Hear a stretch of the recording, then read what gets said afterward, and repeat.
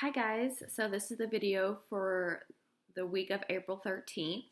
So if you have been keeping up last week, you should have had one assignment and have read chapter 4 and started on Edgenuity. So before we get started today with Gatsby, I want to talk to you about Edgenuity a little bit. So when you log on to that program, it's going to give you one lesson per week for you to complete. That does not mean that you have to only complete one lesson. You can work ahead and get it all done as fast as you want, as long as you're passing the quizzes. So I recommend that you don't stop if you have the time. Just keep working until you don't feel like working anymore, and then that'll help you get done with that part faster. I think there are some sections that I have to click review to move you on to the next section. So when those occur, I will log on and make sure that you are able to go ahead and proceed where you need to go. As far as those of you that have not logged in at all yet, this week I'm going to be monitoring your progress, and if you're behind schedule, then I'm going to be making phone calls home. So if you don't want to get a phone call from me to talk to your mom or dad, you want to make sure that you're keeping up with that. The only reason that I'm having to do that is because you are going to get your credit for this semester based on what you've done in Edgenuity. So the way they have programmed it, you should be done with the entire, course by May 28th. So if that's not the case, then you will get an F for this semester or this 6 weeks. And if you had failed any previous 6 weeks, then you will fail for this semester. And you don't want to do that. So you have until May 28th to finish the course, but you can obviously finish it way faster if you just keep up with it and keep going.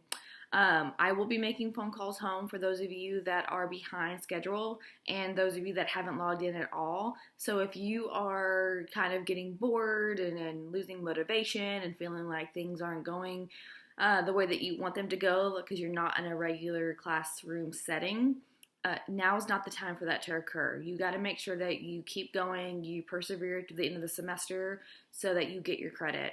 You don't want to retake English 3 next year. You won't have me, you won't have pre-AP, you'll have regular English 3, and you don't want to do that.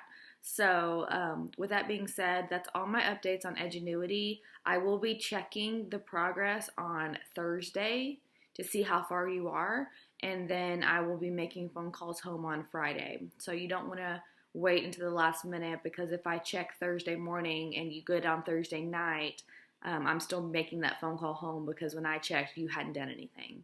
So with that being said, this week's assignment is chapter 5 of Gatsby.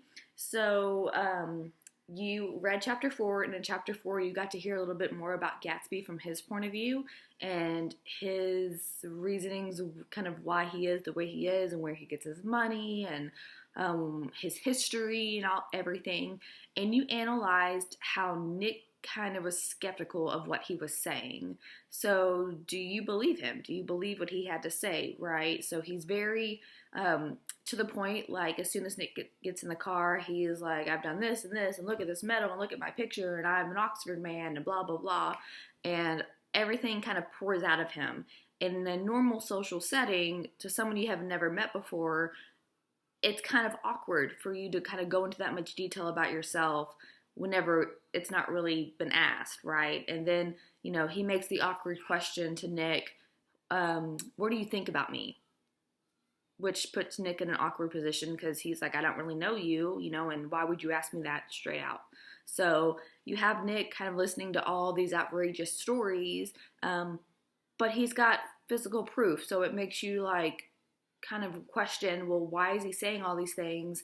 But it must be true if he has this, but is it really true? So you did that analysis on chapter 4 based on what Nick believes about Gatsby's stories about himself. And then you finally found out what Nick has to do with Gatsby. So why does Gatsby want this relationship with Nick? And it's to get to who? Daisy, right? To get to his cousin.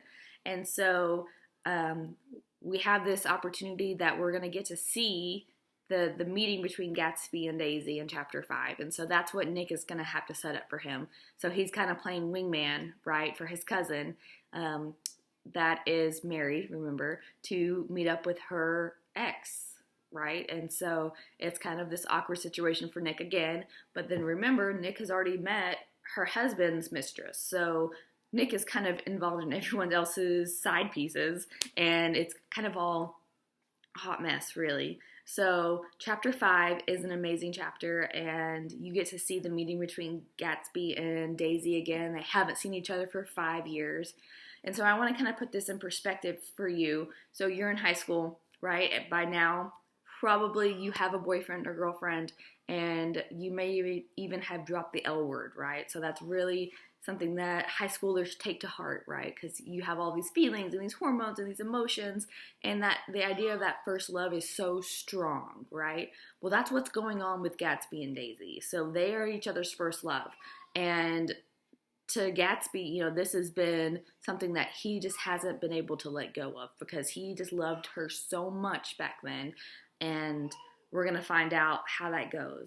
And so, think about if you have your first love and you haven't seen them again for 5 years and y'all broke up and then you saw them again, all those emotions would come running back. You would feel awkward and you'd feel nervous and everything. And you get to kind of see Gatsby being vulnerable in chapter 5 in that way. So what I've put for you on Classroom is I put for you the check-in form. I've put for you the chapter 5 audio. I've put for you this video, and then I'm going to put a teaser to chapter 5. So it's a little clip of the movie that shows the intense emotions between Gatsby and Daisy before they actually start talking to each other. So it's just really short. I think it's not even 30 seconds long, but it kind of sets up the mood for chapter 5. So before you read the chapter, watch that little YouTube clip, and that'll get you in the feeling of what's about to happen. And chapter 5 is a fantastic chapter because you get to feel all of that. So, like I said, chapters 2, chapter 5, and chapter 7 are the best chapters of the whole novel. We are more than halfway through now with the book, so you're rolling along quite well. After you've read chapter 5, you will do the rewriting of the scene from a different perspective, and so you're going to get to actually rewrite the book from a different point of view. So that's going to be really neat for you to do. So it's a little bit of a writing assignment for this week. So that's not going to be due until next Monday. So this is coming out on the 13th.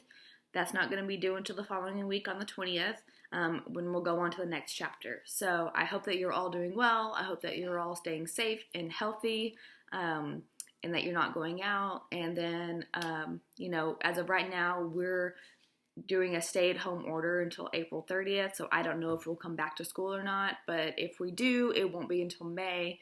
So I hope that you're all keeping up with your work, and shout out to those of you that requested I watch All American, because I'm so into it on my Netflix recommendations. I just finished season 1, and I'm about 3 episodes into season 2, and I love it so much. So thanks for those of you that recommended that.